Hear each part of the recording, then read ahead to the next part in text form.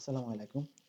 প্রিয় শিক্ষক মণ্ডলী, আপনারা জানেন যে এমপিভুক্ত শিক্ষকদের ৫৬ দিনের যে less training learning acceleration in secondary এডুকেশনের আওতায়, সংক্ষেপে যাকে বলে লেস ট্রেনিং, প্রত্যেক যাদের বয়স ৪০ এর নিচে এমপিভুক্ত শিক্ষকদের এটা বাধ্যতামূলক করা হয়েছে। তো এটা এখন সমস্ত শিক্ষকদের বাধ্যতামূলক করা হয়েছে। এখন এই লেস ট্রেনিং এ আপনার নাম আসছে কিনা বা আপনি কিভাবে এই লেস ট্রেনিং থেকে আপনার নামটা খুঁজে বের করবেন, আহ এটা হচ্ছে মূলত হচ্ছে যে এই যে নোটিশটা, এটা গত ২৫শে ফেব্রুয়ারি ২০২৬ খ্রিস্টাব্দে প্রকাশ হয়েছে। যে এখানে হচ্ছে learning acceleration in secondary education less প্রজেক্টের আওতায় মাধ্যমিক পর্যায়ে নবীন শিক্ষকগণের ৫৬ দিনের বেসিক প্রশিক্ষণ বাধ্যতামূলক অংশগ্রহণ প্রসঙ্গে। তো এটা বাধ্যতামূলক করেছে। এখন কথা হচ্ছে, গত কয়েকদিন যাবত আমি দেখতেছি যে ফেসবুকে আহ, যে কাদের কাদের লিস্ট এ কাদের কাদের নাম আছে সেই লিস্টটা প্রকাশ করা হয়েছে। এখানে প্রত্যেকটা বিভাগ ওয়াইজ দেওয়া আছে। ওই ইয়ে থেকে আপনি কিভাবে এই লিস্টেনিং এর তালিকা থেকে আপনার নাম কিভাবে খুঁজে বের করবেন সেই বিষয়ে নিয়ে আমি কথা বলবো। তো আপনারা আমার ভিডিওটা কন্টিনিউ করুন। আর এক্ষেত্রে আপনার সবচেয়ে সহজ উপায় হবে, যদি আপনি আপনার ইন্ডেক্স নাম্বারটা জানেন তাহলে খুব ইজিলি ভাবে বের করতে পারবেন। কারণ এক নামে একাধিক ব্যক্তি থাকতে পারে, আবার একটা জেলাতে অনেকগুলি স্কুল থাকে।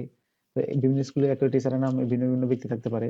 তো সেই ক্ষেত্রে সবচেয়ে ইউনিক হচ্ছে আপনি যদি আপনার ইন্ডেক্স নাম্বার থাকে তাহলে ইজিলি ভাবে বের করতে পারবেন। তো আমি এখানে এই যে লিঙ্কটা দিব, এটা হচ্ছে গুগল ডাবি লিঙ্ক। এটা আপনারা হয়তো ইতিমধ্যে ফেসবুকে দেখতে পাচ্ছেন।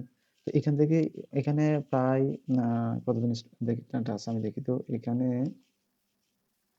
চট্টগ্রাম বিভাগে ৫,৫৯২ জনের ডাটা আছে। তো ৫,৫৯২ থেকে আপনার নামটা আপনি কিভাবে খুঁজে বের করবেন, মূলত ভিডিওটা সেই জন্যই করা। তো অনেকেই দেখতেছি কমেন্ট করতেছেন যে বিভিন্ন পোস্ট গুলাতে যে আমার নাম আছে কিনা আমি কিভাবে জানবো।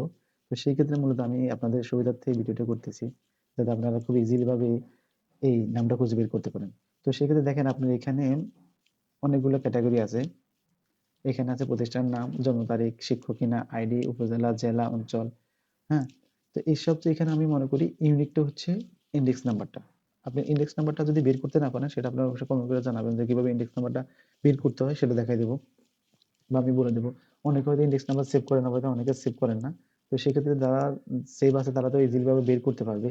আর যারা জানেন না তাদের তো হয়তো কষ্টকর হয়ে যাবে। তো এই এতগুলো নাম থেকে এই যে দেখেন ৫,৫৯২ জন থেকে নামটা বের করা খুব কষ্টকর। তো সেজন্য একটা শর্টকাট হয়ে আছে। যারা কম্পিউটার বা ল্যাপটপ ইউজ করেন তারা কিবোর্ড থেকে কন্ট্রোল প্লাস এফ যখন এফ প্রেস করবেন, দেখেন এখানে একটা সার্চ বক্স চলে আসবে। এখানে এখানে একটা সার্চ বক্স চলে আসবে। এই সার্চ বক্স আপনি, যদি আমি এখান থেকে দেখেন আপনাকে নোয়াখালী সদর লিখে দেখাচ্ছি, NOAK। যদি আমি নোয়াখালী সদরে আছি, তো সেই ক্ষেত্রে আমি নোয়াখালী সদরটাই দেখাচ্ছি।